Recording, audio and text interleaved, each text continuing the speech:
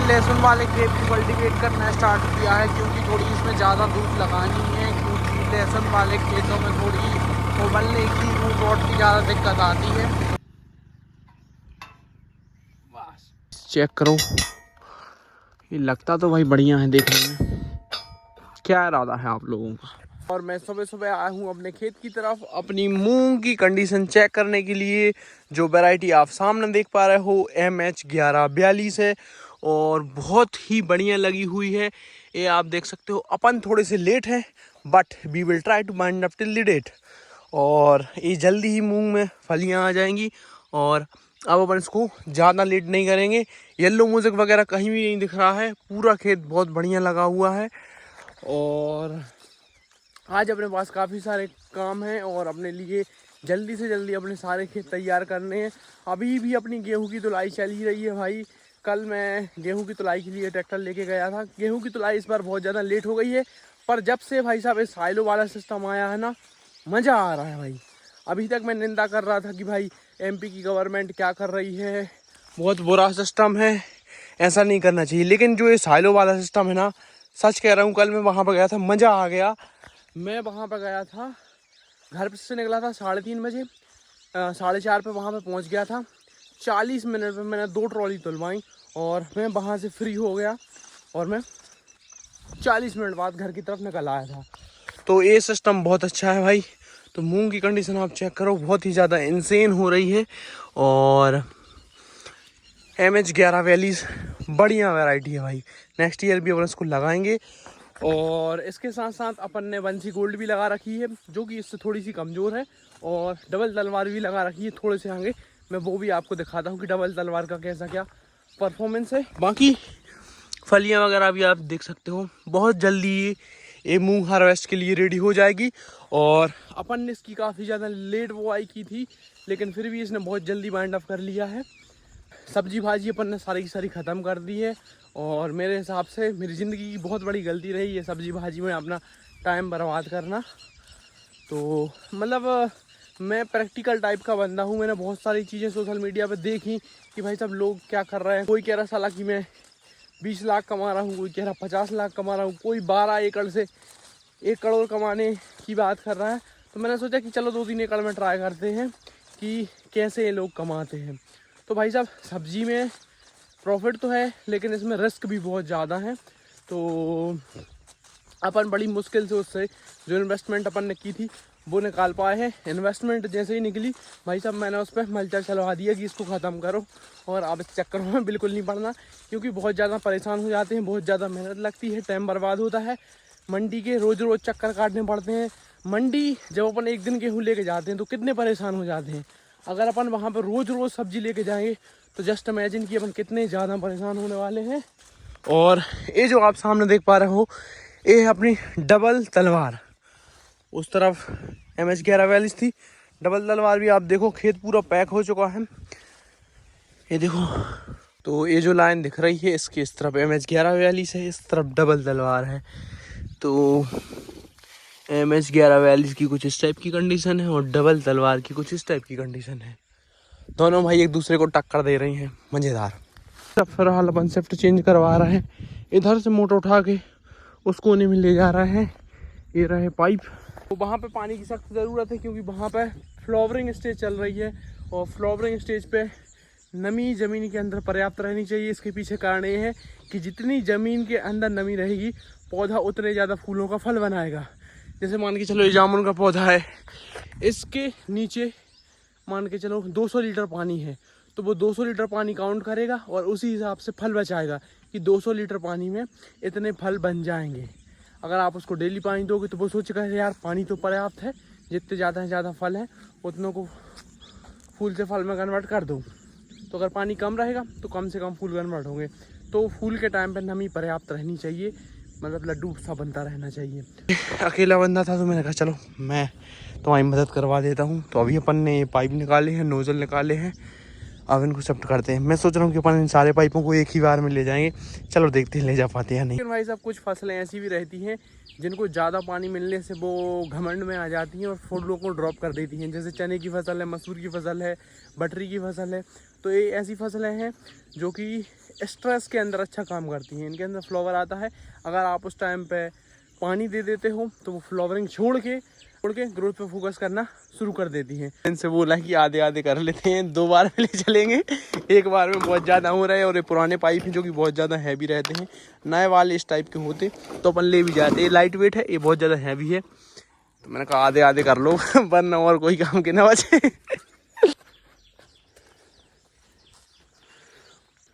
Second round तो भाई साहब अब बारी है नोजल ले जाने की। 6 नोजल एक बारी में ले जा रहा हूँ, 6 दूसरी बारी में ले जाऊँगा। तो ये बहुत ज़्यादा हैवी नोजल है भाई। कोई बंदा अगर 8 नोजल लेके 100 मीटर भी चल देगा तो मैं मान जाऊँगा। ये वो नए वाले प्लास्टिक नोजल नहीं है, ये पुराने ज़माने के हैवी नोजल हैं जो कि कई सालों से चल रहे हैं और बहुत हैवी वेट है भाई। 8 लेके 100 मीटर भी नहीं चल सकता बंदा। साइड मित्रों लगभग 1.5 से 2 घंटे की मशक्क़त के बाद दोनों शिफ्टें चालू हो गई हैं।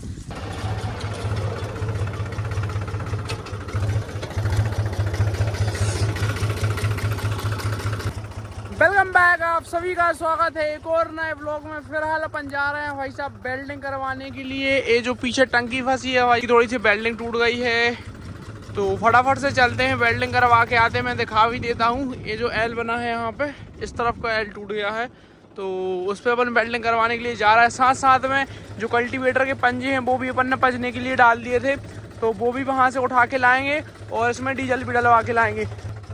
वहाँ से आकर अपन कल्टीवेटर में पंजे फंसाएंगे और सीधे कल्टीवेशन करने के लिए चलेंगे। और आज दिन भर ट्रैक्टर चलाएंगे, चाहे कितनी भी गर्मी हो, चाहे कुछ भी हो, लेकिन आज से अपन को कल्टीवेशन का काम स्टार्ट करना है और कोशिश करनी है कि कम से कम 1 आध खेत निपटा दें अपन,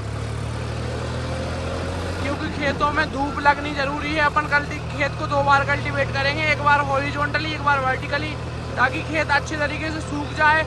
और जो सोयाबीन वगैरह की फसल है, मक्के वगैरह की फसल है, उसमें जड़ संबंधित या फिर रूट फंगस वगैरह उसमें उमलने की कोई दिक्कत ना आए, यानी कि जड़ों के संबंधी कोई भी फंगस की दिक्कत ना आए।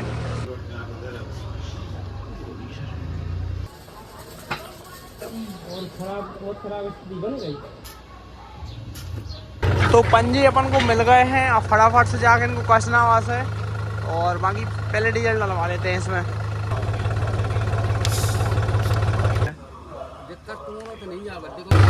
लो जी सर, डीजल डलवा लिया है और भाई साहब पेट्रोल 111 रुपये लीटर हो गया है और जो डीजल है वो 96.40 रुपये लीटर हो गया है। भाई साहब पंजे ले आए हैं, फटाफट से कल्टीवेटर में इनको लगाते हैं। पंजे कस रहे हैं, बस 2 और रह गए हैं, फटाफट से इनको भी कस लेते हैं। और 36-30 चेक करो, ये लगता तो भाई बढ़िया है देखने में। क्या इरादा है आप लोगों का?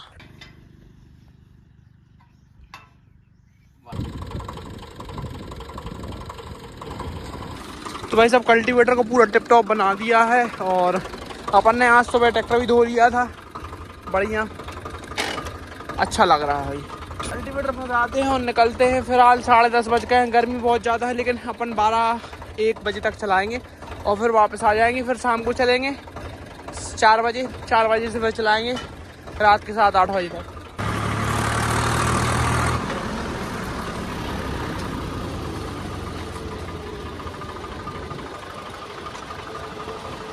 सबसे पहले अपन ने लहसुन वाले खेत को कल्टीवेट करना स्टार्ट किया है, क्योंकि थोड़ी इसमें ज़्यादा धूप लगानी है, क्योंकि लहसुन वाले खेतों में थोड़ी उबलने की, रूट रॉट की ज़्यादा दिक्कत आती है। तो उसके कारण इसको अपन ने एक बार कल्टीवेट करके सुखा देते हैं, फिर 4-5 दिन बाद ऐसे में कल्टीवेट करके और सुखा देंगे।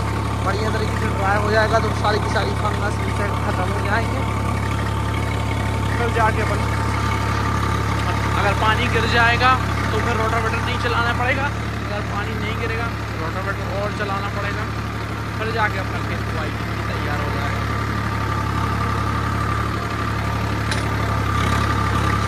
मैं L3 में चला रहा हूँ, चलने को L4 में भी चल जाएगा, हाई के पहले में भी चल जाएगा, लेकिन काम में मज़ा आना चाहिए, अच्छी गहरी पर स्लो ही चलाएंगे, टाइम जितना मर्जी लग जाए लेकिन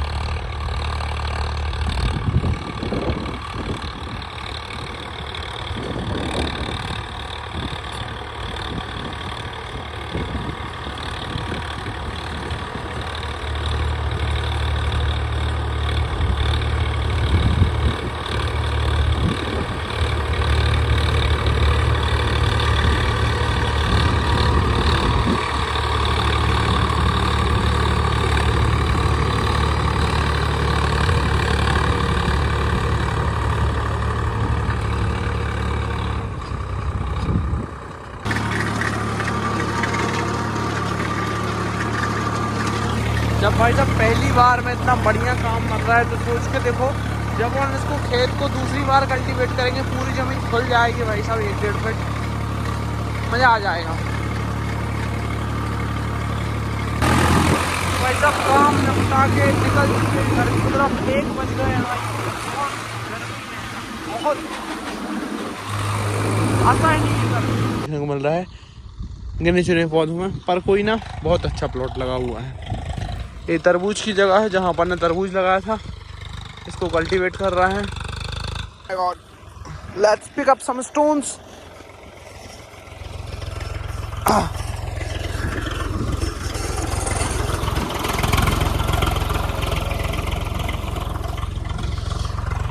एक होर मिल गया भाई, डैडी का भाई साहब जीवन निकल गया पत्थर फेंकते फेंकते, और मुझे भी ऐसे ही लग रहा है कि मैं भी शायद ही अपनी पूरी ज़िंदगी में इस खेत के पत्थर फेंक पाऊँगा।